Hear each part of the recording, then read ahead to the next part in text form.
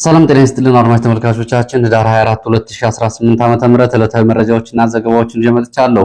የ24 ሰዓት ዝርዝር የግንባር ሪፖርቶችን በዚህ ሰዓት ወደ እናንተ የማደርስ ይሆናል። በሌሊት በወታደራዊ ካምፖች ላይ ጥቃቶች ተፈጽመዋል። ይህንን ተከትሎ እንደዚሁ ደግሞ ውጊያዎች መደረጋቸውንም የሚገልጹ ዝርዝር መረጃዎች አሉ። ከዛ ባሻገር በሌሊት በአምስት አቅጣጫዎች የመንግስት ኃይል ወደ ፋኖ ማዕከላዊ ይዞታዎች ላይ ያደረጋቸውን እንቅስቃሴዎችና ዘመቻዎች ወይም ደግሞ ልዩ ኦፕሬሽን በሚል ያለውን አጠቃላይ ሁኔታ በተመለከተ አሁናዊ ዝርዝር መረጃ ከቦታው የማደርሳችሁ ይሆናል። እነዚህና ሌሎች መረጃዎችን እየተከታተላችሁ አብራችሁ እንድትቆዩ ነው በአክብሮት የምጋብዛችሁ። ጀነራል ተፈራ ማሞን እንደዚሁ በስልክ አግኝቸው ነበረ። እሱም በወቅታዊ ጉዳይ ላይ እንደዚሁ ያስተላለፈው መልእክት አለ። በተመሳሳይ እንደዚሁ የቀድሞው የመከላከያ ሚኒስትር የፈንጅ ማምከን መምሪያ ኃላፊ የነበረው ኮሎኔል አበራንም እንደዚሁ በስልክ አግኝቸው ነበር። ከወቅታዊና ከአጠቃላይ ሁኔታ አንጻር በተመለከተ እንደዚሁ እየተናገሩት አለ። እነሱን ጨምሮ የተለያዩ ዝርዝር መረጃዎችን በዛት ወደ እናንተ የማደርስ ይሆናል። እየተከታተላችሁ አብራችሁ እንድትቆዩ ነው በአክብሮት የምጋብዛችሁ። የሰው አልባ አውሮፕላኖች ስምሪቶችና የድሮን ሀሳቦችና ቅኝቶችም እየተደረጉ ነው የሚገኘው። ከዚህ ጋር በተያያዘ እንደዚሁ የጥንቃቄ መልእክቶች ወጥተዋል። እጅ የሰጡ የቀድሞ የፋኖ አባላትን በተመለከተም እንደዚሁ አዲስ መረጃ ይዣለሁ። ይህንንም ልትሰሙት የሚገባ ነው። እነዚህና ሌሎች መረጃዎችን እየተከታተላችሁ አብራችሁ እንድትቆዩና ሀሳብ አስተያየት ቢኖራችሁ ጥቆማ ዜና@gmail.com ላይ ልታደርሱ ትችላላችሁ። ብዙዎቻችሁ ሀሳብ አስተያየቶችን ጥቆማዎችን እያደረሳችሁ ስለሆነ በእጅጉ ነው የማመሰግነው። እንግዲህ ከተለያዩ አካባቢዎች ሀሳብ አስተያየቶችን ልካችሁልኛል። የፋኖ አንድነትን በተመለከተ እንግዲህ ያው የአማራ ፋኖ ህዝባዊ ድርጅት የአማራ ፋኖ ብሔራዊ ኃይል ሁለቱም የፋኖ እዞች እና አደረጃጀቶች ወደ አንድ ለመምጣት ያው ጥሩ ሂደት ላይ ነው ያለው።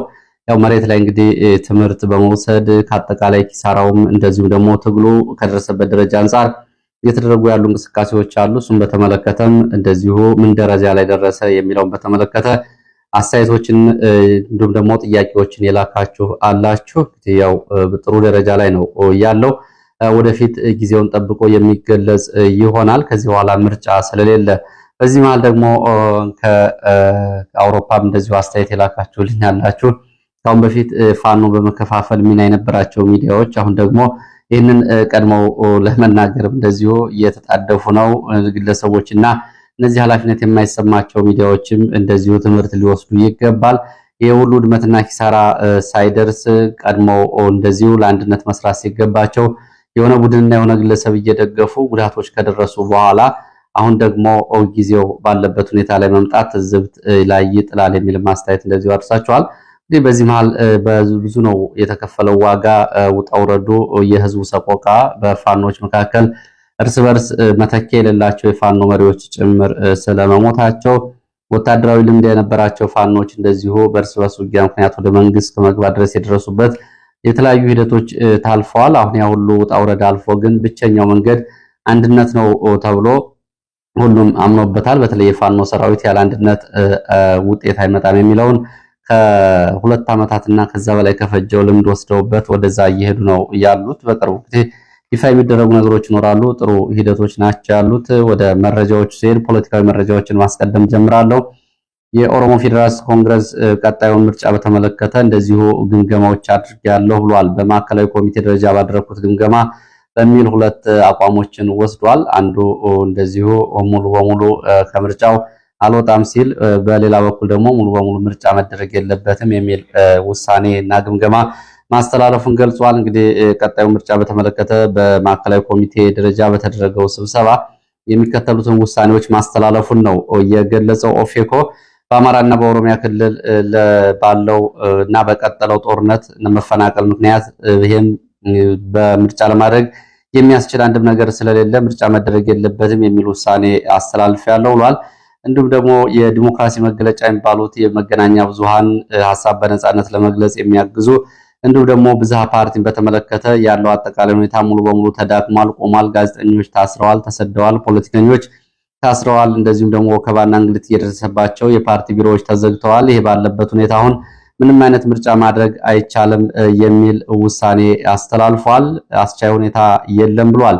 ሌላው ምርጫ እንደዚህ አይነት ምርጫዎችን ማድረግ ሰላምና መረጋጋትን ፈጽሞ አያመጣም የሚል እንደዚሁ ግምገማ ማሳለፉን ገልጿል። ነገር ግን የምርጫ ምዝገባ ስነ ምግባር አዋጅ ቁጥር 1162/2011 አንቀጽ 99 ዝባርመ መሰረት አንድ ፓርቲ በሁለት ተከታታይ ምርጫዎች ካልተወዳደረ ይሰረዛል በሚለው መሰረት ባለፈው 5 ዓመት ባለመወዳደራችን አሁን ሁለተኛ ዙር ባንወዳደር እንሰረዛለን በሚለው መሰረት አዲስ አበባ ውስጥ አልፎ አልፎ እንደዚሁ ምርጫዎችን ለማድረግ እንፈልጋለን ወይም ደግሞ እናደርጋለን ብሏል። ይሄ ውሳኔ አሁን ውሳኔ ግን እንደየሁኔታዎቹ መሻሻል ወደፊት እየታየ የሚገመገም ይሆናል። የአቋም ለውጥም ሊወሰድበት ይገባል ነው ያለው። እንግዲህ ከዚህ ጋር በተያያዘ በሁሉም አካባቢ ያሉ ግጭቶች በአስቸኳይ እንዲቆሙ፣ እስረኞች እንዲፈቱ፣ የተቋማት ምርጫ ቦርድን ጨምሮ ነፃና ገለልተኝነታቸው እንዲረጋገጥ ኦፌኮ ይህንን ጠይቋል። ሌላው ወደ ችሎት መረጃዎች ነው የሚሄደው። በችሎት መረጃዎች እነ ችሎት ይስማው ይግባኝ ክርክራቸውን በተመለከተ ትላንትና ልደታ ከፍተኛ ፍርድ ቤት ከሚገኘው ፍርድ ቤት እነሱ በቅሊንጦ ማረሚያ ቤት ሆነው በፕላዝማ የይግባኝ ክርክር አድርገዋል። ለህዳር 25 ተለዋጭ ቀጠሮ ተሰጥቶበታል። ሌላው ጉራጌ ዞን የመጣውና የጉራጌ ተወላጅ የሆነው ፋኖ ነህና ፋኖ ደጋፊ ነው በሚል ፍርድ ቤት የቀረበ ሌላ ግርማ የሚባል ተከሳሽም ለዛሬ ተለዋጭ ቀጠሮ ተሰጥቶበታል። ሌላው ታየ ደንዳ ነው። ታየ ደንዳ በትናንትናው ዕለት ፍርድ ቤት ቀርቧል። ለሁለት ጉዳዮች ነው ፍርድ ቤት የቀረበው ታየ ደንዳ። አንደኛው ባለፈው ዓመት ተከሶበት በዋስትና ወጥቶ እንደገና ደግሞ ተይዞ ወደ እስር ቤት የገባበትና በሶስት ክሶች ነፃ ሲባል በዚህኛው ያልተፈቀደ የጦር መሳሪያ ታጥቆ በመንቀሳቀስ ወይም ደግሞ ያለ ፍቃድ የጦር መሳሪያ ይዞ በመገኘት በሚለው እንደዚሁ የጥፋተኝነት ብይን ለማስተላለፍ ነው ትናንትና እንደዚሁ ቀጠሮ ተሰጥቶ የነበረው።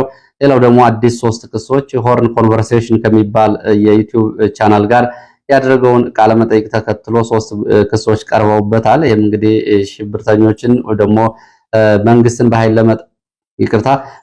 በኃይል ለመጣል በሚደረግ እንቅስቃሴ የፕሮፓጋንዳ ድጋፍ በመስጠት በሚል እንደዚሁ ደግሞ በህዝብ የተመረጠ መንግስትን ብልጽግናን እንደዚሁ በማጣጣል በሚልና ጠቅላይ ሚኒስትሩ ነግረውኛል በሚል እንደዚሁ ሰሜን ዕዝ ላይ የተፈጸመውን ጥቃት በተመለከተ ሐሰተኛ መረጃዎችን ማሰራጨት የሚሉ 3 ክሶች መጥተውበታል። ከዚህ ጋር በተያያዘ እንደዚሁ በዚሁ ላይም የክስ መቃወሚያውን እንዲያቀርብ ነበር ቀጠሮ ተሰጥቶ የነበረው። ሆኖም ግን ስላልደረሰ ተለዋጭ ቀጠሮ ተሰጥቶበታል። ህገወጥ የጦር መሳሪያ ይዞ መገኘት በሚለው ጥፋተኝነት ወይም ደግሞ የጥፋተኝነት ብይን ለመስጠት ፍርድ ቤቱ ጥፋተኝነቱን አረጋግጦ እንግዲህ ፍርድ ለመስጠት ሲሆን በ3 ክሶች ደግሞ የመቃወሚያ ምላሽ እንዲያቀርቡ ነው ቀጠሮ የተሰጠው። በዚህ መሰረት እንግዲህ ለታህሳስ 8 2018 ዓ.ም ተለዋጭ ቀጠሮ መሰጠቱን ነው የታወቀው። ሌላው መረጃችን እንደዚሁ የፋኖን የሰራዊት ግንባታ የተመለከተ መረጃ ነው። የፋኖ የሰራዊት ግንባታ እንግዲህ አሁንም እንደቀጠለ ነው። በተከታታይ ወራት ስልጠና የወሰዱ እና ስልጠናቸውን ያጠናቀቁ የፋኖ አባላቶች የምረቃ መርሃ ግብራቸው ተከናውኗል። በወታደራዊ የአካል ብቃት እንቅስቃሴና በትግል ዓላማና ግንዛቤ ዙሪያ ስልጠና ለወራት የተከታተሉ የፋኖ አባላት ናቸው በትላንትናው ዕለት የተመረቁት። ይህንን በተመለከተ የአማራ ፋኖ ብሔራዊ ኃይል ምዕራብ አማራ ቀጠና 201ኛ ኮር 64ኛ ክፍለ ጦር ህዝብ ግንኙነት ይህንን መረጃና የፎቶግራፍ የምስል ማስረጃዎችን አብሮ አሰራጅቷል። የምረቃ መርሃ ግብሩን የሚያሳዩ ሌላው ዛሬ ከማለዳ ጀምሮ በ5 ግንባሮች ወታደራዊ እንቅስቃሴ ዘመቻ ኦፕሬሽን ስምሪት የተሰጠበት ቀጠናን በተመለከተ ያለው መረጃ ነው። በደቡብ ጎንደር ሊቦ ከምከም ወረዳ ሚካኤል ደብር የተባለውን ቦታ ማዕከል ያደረገ ወታደራዊ ስምሪትና ዘመቻ እንቅስቃሴ እንዳለ የዓይን እማኞች ገልጸዋል። ከምሽቱ 2 ሰዓት ጀምሮ እስከ ሌሊቱ 10 ሰዓት ድረስ ያለው ስምሪት እና ይህንን ተከትሎ ደግሞ ማለዳ አካባቢ አንዳንድ አካባቢዎች ውጊያዎች መቀስቀሳቸውን የሚገልጸው መረጃ ነው ያለው። ሚካኤል ደብርን ማዕከል ያደረገ በ5 አቅጣጫ ነው የመንግስት ኃይል ወደዚህ ግንባር ኃይል እያስገባ እና እያንቀሳቀሰ ያለው። አንደኛው ከአዲስ ዘመን ከተማ ዘረጣ ወይ ደግሞ አስታ ተብሎ በሚጠራው ወደ ሚካኤል ደብር በአንድ አቅጣጫ፣ ሁለተኛው ደግሞ ከአዲስ ዘመን ወደ ጣራ ገዳም አርኖ ጋርኖ በዋናው መንገድ ወደ ሚካኤል ደብር፣ እንዲሁም ደግሞ ካዘዞ ጠዳም ፍራንዝ አርኖ ጋርኖ በዚሁ ሚካኤል ደብር፣ ሌላው ካዘዞ ጠዳ ወደ ጉሃላ በለሳ ወደ ሚካኤል ደብር፣ አራተኛው ካርባያ በለሳ ምስራቅ በለሳ በኩል እንደዚሁ ወደ ገንቲተኖ ተብሎ በሚጠራው ቦታ ይቅርታ የቦታውን ስያሜ። በዚህ አምስተኛው ደግሞ ከጉሃላ ወደ ጣላ እና ባጀ ተብሎ ወደሚጠሩት አካባቢዎች በ5 አቅጣጫዎች ነው እንግዲህ በአይነቱ የመጀመሪያ የተባለውን ዘመቻ የመንግስት ኃይል እያደረገ ያለው። ለዚህ ዘመቻ እንግዲህ ከምሽቱ 2 ሰዓት ጀምሮ ከጎንደር አዘዞ፣ ከአዲስ ዘመንና ከተለያዩ አካባቢዎች እንዲሁም ደግሞ የኮር ማዘዣ ተብሎ ከሚጠራው በኋላ ጭምር ኃይል እያንቀሳቀሰው ይህ እየተደረገ ያለው እንግዲህ ዛሬ ሌሊቱን ነው። በ5 ግንባር የተደረገውን ዘመቻ ዋና ማዕከሉ ሚካኤል ደብርን አድርጎ ነው ይሄ ስምሪት የተሰጠው። ዛሬ ያለው ዘመቻ ወታደራዊ ስምሪትና እንቅስቃሴውን ተከትሎ በአካባቢው ከፍተኛ ውጥረት አለ። አዲስ ዘመን የአዲስ ካምፕ ተቋቁሟል። በርካታ ኃይል ያለበት ካምፕ ከዚህ ካዘዞ ሰሜን ምዕራብ ዕዝ እንዲሁም ደግሞ በኋላ የኮር ማዘዣ የገባውን የእግረኛና የኮማንዶ የመንግስት ኃይል በሜካናይዝድ ጭምር የታገዘ እንደሆነ የዓይን እማኞች ገልጸዋል። በዚህ መሰረት ከፍተኛ ውጥረት አለ ብለዋል። በዚህ ሰዓት እንግዲህ የተለየ ነገር ባይኖርም ከፍተኛ ውጥረት አለ ብለዋል። ዘጌት ብሎ በወጡ መረጃዎች ደግሞ ባጃ ተብሎ የሚጠራው አካባቢ በዙ 23 እየታገዘ የመሳሪያ ከባድ መሳሪያና የቡድን መሳሪያዎች ድብደባዎች እንዳሉ የሚገልጹ መረጃዎች ናቸው። በአካባቢ ያለው ሁኔታ በተመለከተ ተከታታይ መረጃዎችን ወደ እናንተ የማደርስ ይሆናል። በዚህ አካባቢ እንግዲህ በዚህ ደረጃ ዘመቻዎች ሲደረጉ ከአሁን በፊት በሁለት አቅጣጫዎች ይደረጋሉ። የአሁኑ ግን በ5 አቅጣጫ በዘመቻውን በባህሪው የተለየ ነው። ከዚህ ባሻገር እንግዲህ የፋኖ መውጫ የተባሉትንና ዋና ማዘዣ ማዕከሉን ዘመቻ ማዕከል አድርጎ ነው ዘመቻው እንቅስቃሴ ያለው።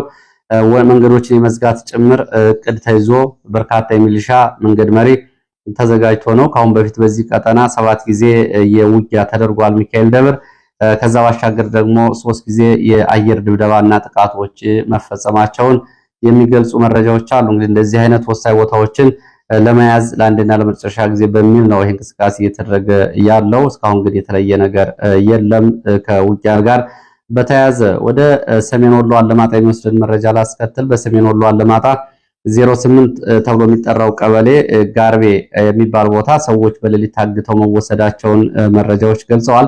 በሪውን ጡመይ ተብሎ የሚጠራውን ሰው ጨምሮ ሌሎች እንደዚሁ በስም ያልታወቁ ሰዎች በሌሊት ከመኖሪያ ቤታቸው ታግተው ወደ ባይባዋ ተብሎ ወደሚጠራው አቅጣጫ መወሰዳቸውን ቤተሰቦቻቸው ተናግረዋል።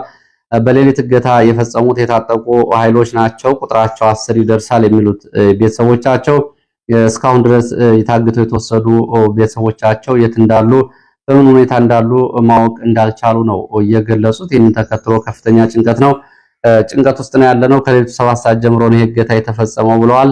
በተመሳሳይ ማዕከላዊ ጎንደር ጫንድባ አካባቢ 1 ቄስ፣ 2 ዲያቆናት፣ 1 አርሶ አደር በጠቅላላ 4 ሰዎች በቅማንት ታጣቂዎች ታግተው መወሰዳቸውንና በቤተሰቦቻቸው በሚሊዮን የሚቆጠር ገንዘብ እንደተጠየቁ ነው መረጃዎቹ የሚያሳዩት።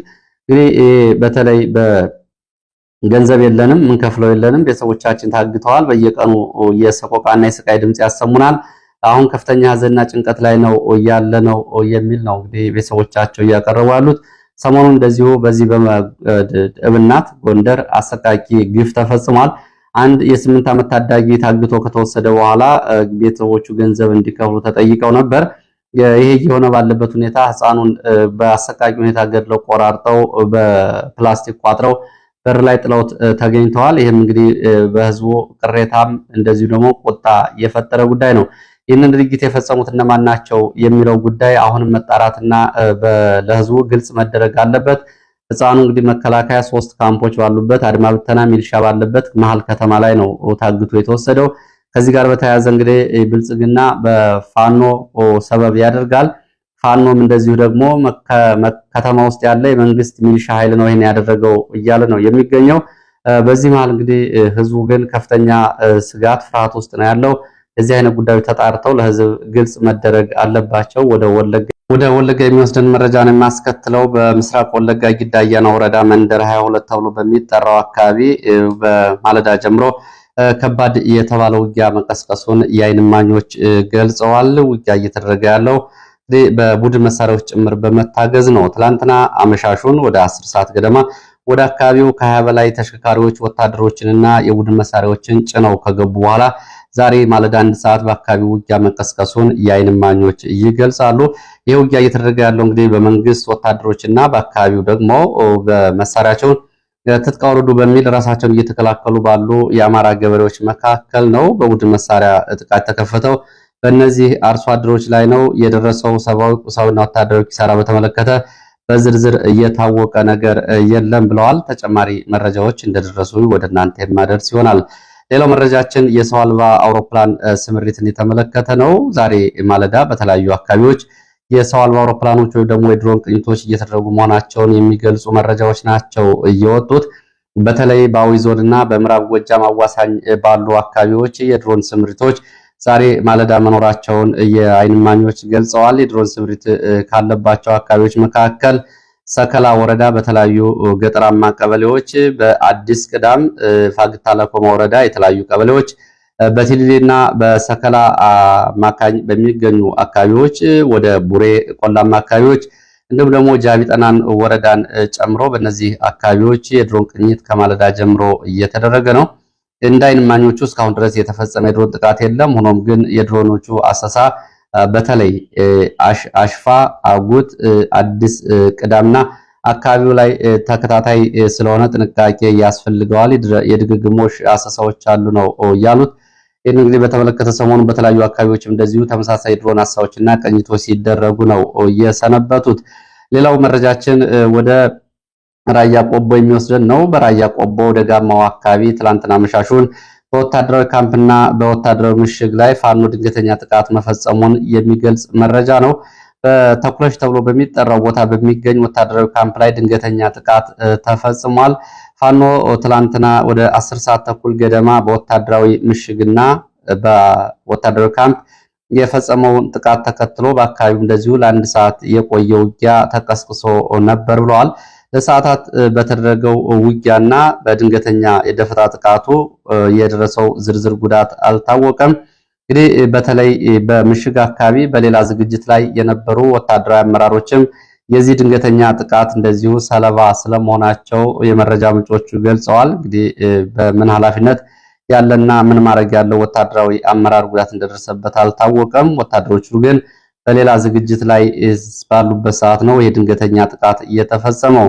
የፋኖ ጠንካራ ይዞታዎች ናቸው ከሚባሉት አካባቢዎች አንዱ የነበረው ተኩለሽ እንግዲህ ከባለፉት 3 ሳምንታት በፊት የመንግስት ኃይል ወደ አካባቢው መግባቱን ተከትሎ ትናንትና ይህንን ቦታ ለማስለቀቅ ፋኖ ድንገተኛ ጥቃትና እንደዚሁ ደግሞ የግንባር ውጊያ ማድረጉን የገለጹት የመረጃ ምንጮች ይህንን ተከትሎ እንደዚሁ ሙጃ ወንዳች አካባቢ ያለ የመንግስት ኃይልም እንደዚሁ እንቅስቃሴ ስለማድረጉ ነው የመረጃ ምንጮች የገለጹት። የደረሰው ጉዳት በዝርዝር አልታወቀም። ሌላው እንግዲህ በፋኖ ሰራዊት ውስጥ እንደዚሁ ስም ካላቸው ወታደራዊ አመራሮች መካከል ጀነራል ተፈራ ማሞን እንደዚሁ በስልክ አግኝቻቸው ነበር። ጀነራል ተፈራ ማሞ ከውስጥም ከውጭም ይህንን ትግል በደንብ መጠበቅ ያስፈልጋል ብለዋል። አዳዲስ ኃይሎች ጭምር ይህንን ትግል በስጋትነት እየተመለከቱት ይገኛሉ። ከስጋታቸው ተነስተው ደግሞ የተለያየ ምክረ ሀሳቦችን ለእነ አብይ አህመድ እያቀረቡ እንደሆነ መረጃው አለኝ ነው የሚሉት ጀነራል ተፈራ። እነዚህ አዳዲስ ያሏቸው ኃይሎች እነማን እንደሆኑ ስጠይቃቸው እነ ጀነራል ጻድቃን ሳይቀር የፋኖን ትግል በተመለከተ አሉታዊ አቋም ይዘዋል። ስለዚህ የፋኖን ትግል ከውስጥም ከውጭም እንደዚሁ ለመጠበቅ ጠንካራ ስራ ያስፈልጋል ነው ያሉት። እዚሁ ላይ እንግዲህ የነ ጻድቃን በስጋትነት ሲያዩት፣ ሌሎቹ የነባር ህወሓቶችስ የፋኖን ትግል በአዎንታዊነት ያዩታል የሚል ጥያቄ አንስቼላቸው ነበር። እንግዲህ አብይ አህመድ ጋር ስጋት አለን የሚሉ ኃይሎች ናቸው እነሱ በሚል ይሄኛው ግን አማራጭ እቅዶችን ጭምርና ምክረ ሀሳቦችን በማቅረብ የፋኖን ትግል በስጋትነት ይመለከተዋል የሚል አስተያየት ነው እየሰጡት። ይህንን በተመለከተ እንግዲህ የፋኖን አንድነት ማምጣት ብቸኛው መፍትሄ ነው። ለዚህም ሁሉም ስምሪት መውሰድ አለበት፣ ከውጭና ከውስጥ ሁሉም በየፊናው ስራ መስራት አለበት ሲሉም ገልጸዋል። ምናልባት ሁኔታዎች የሚመቻቹ ከሆነ ሙሉ ቃለ መጠይቅ ለማድረግ ፈቃደኛ ነኝ። በዚህ በኩልም ተነጋግረናል። ሌላው እንደዚሁ በፋኖ ሰራዊት ውስጥ እንደዚሁ ስም ካላቸው ወታደራዊ መሪዎች መካከል የቀድሞ የመከላከያ የፈንጅ ማምከን መምሪያ ኃላፊ ኮሎኔል አበራ ዛናውንም እንደዚሁ በስልክ አግኝቻቸዋለሁ። በአጠቃላይ ትግሉን በተመለከተ ጥያቄ አቅርቤላቸዋለሁ። ባለፉት 7 ወራት የፋኖን ውስጣዊ ችግሮች በተመለከተ በደንብ ለይተናል። ፋኖ የውጊያ አቅሙና የመዋጋት ችሎታው እንዲሁም ደግሞ የውጊያ ጥበቡ ምንም ጥያቄ ውስጥ የሚገባ ጉዳይ አይደለም። በዚህ ደረጃ ላይ ከፍተኛ ደረጃ ላይ ደርሷል። ነገር ግን የፋኖ መሪዎች ላይ ያለውን የግለሰብን ማዕከል ያደረገ ከአጠቃላይ ወታደራዊ ሳይንስ ጋር ያልተዋሃደ መሪነትና የተለያዩ ችግሮችን በደንብ ዘርዝረንና አንጥረን ተወያይተናል ነው ያሉት ኮሎኔል አበራ። ባለፈው አንድ ወር ብቻ በ8 ቀጠናዎች በመንቀሳቀስ በፋኖ ሻለቃዎች፣ ብርጌዶች፣ ክፍለጦሮች እና ዋና ዋና የፋኖ መሪዎች ላይ ያለውን ችግር በተመለከተ የተስተዋሉና የተለዩ ችግሮችን በደንብ ተነጋግረናል። ይሄ ችግር እንዲቀረፍ አዲስና ስር ነቀል ለውጥ ለማምጣት እየሰራን ነው ብለዋል። ለዚህ ግን መፍትሄው የፋኖ አጠቃላይ አንድነት መምጣት ነው ሲሉ እንግዲህ ይህንንም ጥሪ አቅርበዋል። እንግዲህ ይህንም እንደዚህ የስልክ ሁኔታው ሲመቻች ሙሉ ቃለ መጠይቅ ለማቅረብ ፈልጋለሁ፣ ወደ እናንተ አደርሳለሁ። ሌላው የፋኖን አንድነት በተመለከተ እንደዚሁ በተለያየ አካባቢ በተለያየ ጊዜ እንደዚሁ በፊት ለፊት ለመገናኘት ተቸግረው የነበሩ የፋኖ መሪዎች ፊት ለፊት መገናኘታቸውን የሚገልጹና የፋኖ ግንኙነቶች እየተሻሻሉ መሆናቸውን የሚያሳዩ መረጃዎች እየወጡ ነው የሚገኙት። የጋራ ውጊያዎችን በማድረግ እንደዚሁ የጋራ አንድነት መንገዳቸውንም አሳይተዋል። ከነዚህ መካከል እነ ኮሎኔል ፈንታሁን፣ እነ መከታው፣ እነ ድርሳን በጋራ ያደርጓቸው ስብሰባዎችና ትላንትና በጋራ ያደርጓቸው ዘመቻዎች ለዚህ ወደፊት የፋኖ አንድነትን ለማምጣት ለሚደረገው መንገድ እንደዚሁ አመላካችና መንገድ ጠራጊ እንቅስቃሴ ተደርጎ ታይቷል። ሌላው መረጃችን ወደ ብልጽግና እጅ ሰጥተው የገቡ የተባሉ የቀድሞ የፋኖ አባላት የነበሩ አሁን በተለያየ ስምሪት ሊሰጣቸው እንደሆነ የሚገልጸው መረጃ ነው። በወታደራዊ ካምፖች ገብተው ስልጠና እንዲወስዱ ሊደረግ ነው ሲሉ የመረጃ ምንጮቹ ገልጸዋል። ይህንን በቅርቡ በመንግስት እጅ ሰጥተው የገቡ የቀድሞ የፋኖ አባላት በተለያዩ ወታደራዊ ካምፖች በአቅራቢያዎቻቸው በሚገኙ ወታደራዊ ካምፖች ገብተው ስልጠና ተሰጥቷቸው ወደ ፋኖ የሚደረጉ ዘመቻዎችንና ቀጠናዊ ስምሪቶችን እንደዚሁ በመንገድ በመምራት መረጃ በመስጠት አብረው እንዲሰሩ ይደረጋል ሲሉ ነው የመረጃ ምንጮች የገለጹት። ለዚህም ሰሜን ምስራቅ እዝ፣ ሰሜን ምዕራብ እዝ እና ምስራቅ እዝ እንግዲህ እነዚህ በወሎ በጎንደር ደግሞ በጎጃም ቀጠና ስምሪት እየወሰዱት የመከላከያ እዞች ይህንን ለመስራት እንደዚሁ ከሚሊሻዎች ጋር ግብረ ኃይል አቋቁመው እየተንቀሳቀሱ እንደሆነ የወጣው መረጃ ያሳያል። ከሚሊሻና ተወርዋሪ ኃይል ጋር በመሆን በሌሊት ወደ ፋኖ በሚደረጉ ዘመቻዎች ይሳተፋሉ ሲሉ ነው የገለጹት። ወደ ሌላው መረጃችን ስንሄድ ከዚህ ጋር እንግዲህ የጥንቃቄ መልእክት ብለው የመረጃ ምንጮች ያደረሱት ከነዚህ እጅ የሰጡ የቀድሞ የፋኖ አባላት ጋር አሁን ደግሞ የመንግስት ሚሊሻና መንገድ መሪ ከሆኑት ጋር የነበሩ አጠቃላይ ግንኙነቶች ጥንቃቄ ሊወሰድባቸው ይገባል። የመረጃ የስልክና ሌሎች እንዲሁም ወታደራዊ ስምሪቶችና እቅዶችን የተመለከቱ በሚል ነው ያደረሱት። ወደ አቸፈር የሚወስደን መረጃ ላስከትል። ከባህር ዳር በቅርብ ርቀት በምትገኘው አቸፈር ወረዳ የመንግስት ኃይል ለዘመቻ ሲወጣ ፋኖ በሌላ አቅጣጫ በመግባት በካምፕ ላይ የድንገተኛ ጥቃት መፈጸሙን የሚገልጽ መረጃ ነው። ባሳለፍነው ሌሊት 10 ሰዓት ገደማ የመንግስት ኃይል ከአቸፈር ወደ ተለያዩ ገጠራማ አካባቢዎች አውትሌት፣ ካንቻየ፣ ጉግ ተብሎ ወደሚጠሩ አካባቢዎች ሲንቀሳቀስ ፋኖ ደግሞ በሌላ አቅጣጫ መግባት በወታደራዊ ካምፕ ላይ የሌሊት ድንገተኛ ጥቃት ፈጽሟል። በተፈጸመው ድንገተኛ ጥቃት ጉዳት ደርሷል። ከ15 በላይ የአድማ ብተና አባላት እንደዚሁ በካምፑ ላይ በተፈጸመ ጥቃት ጉዳት ደርሶባቸዋል። እንደዚሁ ወደ አባይ ውሃም እንደዚሁ የገቡ ስለመኖራቸው የሚገልጹት የመረጃ ምንጮች አውትሌት ካንቻየ ገብቶ የነበረው የመንግስት ኃይል በጭምባ ተብሎ በሚጠራው የአድማ ብተና ካምፕ ላይ ጥቃት መፈጸሙን ተከትሎ እንደገና ወደ ጭምባ መውጣትና የዘመቻ እቅዱን እንደዚሁ ሳያሳካ መመለሱን ገልጸዋል። የደረሰው ጉዳት በዝርዝር ግን እየተጣራ እንደሆነ ነው የገለጹት። ለዚህ ሰዓት ከተለያዩ አካባቢዎች ማሰባሰብ ያስኳቸው መረጃዎች እነዚህ ነው የሚመስሉት። ስለተከታተላችሁ በእጅጉ አመሰግናለሁ። በሌላ ተመሳሳይ መርሃ ግብር እስከምንገናኝ ድረስ መልካም ጊዜ